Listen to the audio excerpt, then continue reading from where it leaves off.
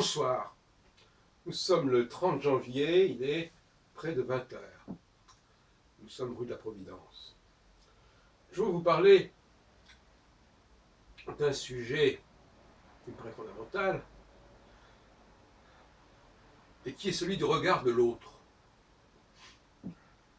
Je pense que l'autre a des choses à nous apprendre sur nous-mêmes.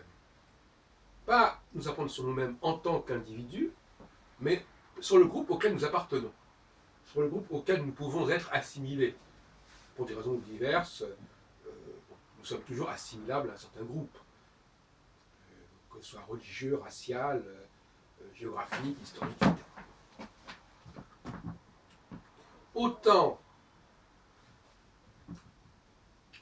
au sein de notre propre groupe, nous parvenons à capter des choses particulières, des détails, qui nous permettent d'ailleurs de nous différencier et de nous distinguer, de nous reconnaître entre nous, les uns par rapport aux autres. Autant le regard extérieur à notre groupe va capter une dimension globale. Donc va capter ce qui est commun à l'ensemble du groupe et que les membres du groupe eux-mêmes n'arrivent pas à capter. Ce constat, cette proposition en tout cas, constitue une révolution copernicienne quelque part.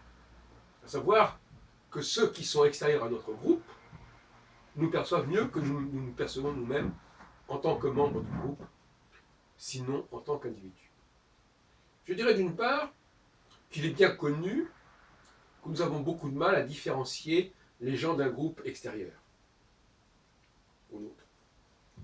C'est vrai notamment, nous avons par exemple du mal en tant qu'Européens à différencier les Asiatiques entre eux ou les Africains entre eux, et je pense que c'est réciproque.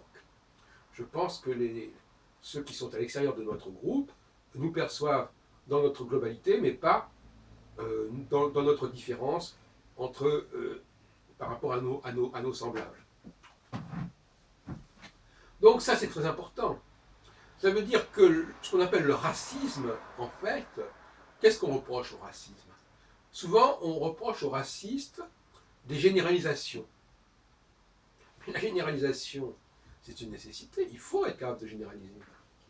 Il faut être capable d'avoir une approche globale. La sociologie, quelque part, implique une généralisation, et donc implique un regard extérieur, c'est-à-dire celui de l'ethnologue notamment.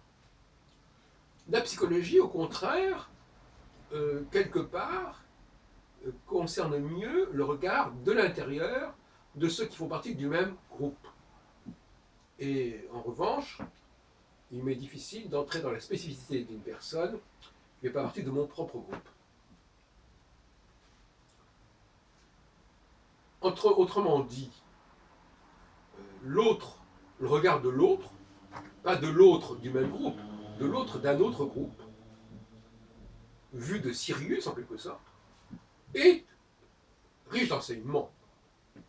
Riche d'enseignements, et il faut arrêter de traiter les gens de racistes, de misogynes, de xénophobes, de je ne sais quoi, parce que le regard, même s'il est caricatural, même s'il est général, il est scientifiquement extrêmement pertinent, quelque part, parce qu'il permet de dépasser les particularités au sein d'un même groupe. Il va capter ce qui est commun et non pas ce qui est différent. Et c'est extrêmement précieux de savoir quel est le profil général d'un groupe. Donc, cessons ces polémiques sur... Alors évidemment, par exemple, les femmes n'aiment pas que l'on dise des généralités sur les femmes, alors que les hommes voient bien qu'il y a des choses communes entre les femmes. Mais pour les femmes elles-mêmes, il est très difficile d'avoir un regard global sur la femme, y compris soi-même, incluant soi-même. Donc, il est indispensable de réhabiliter le discours de l'autre,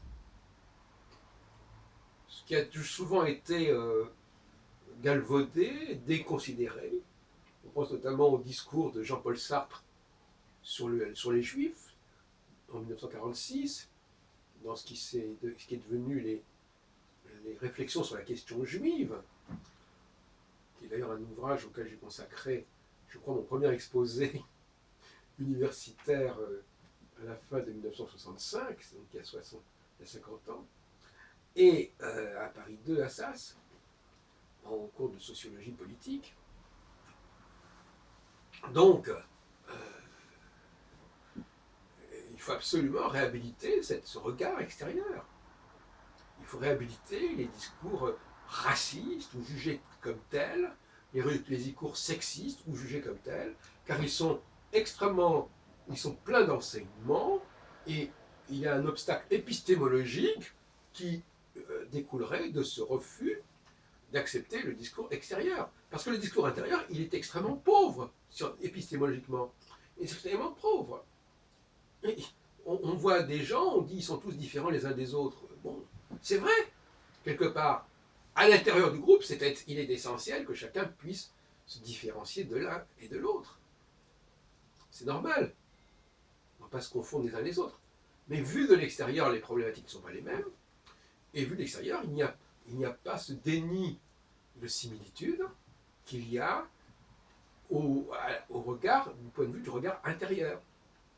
Voilà ce que je voulais vous dire.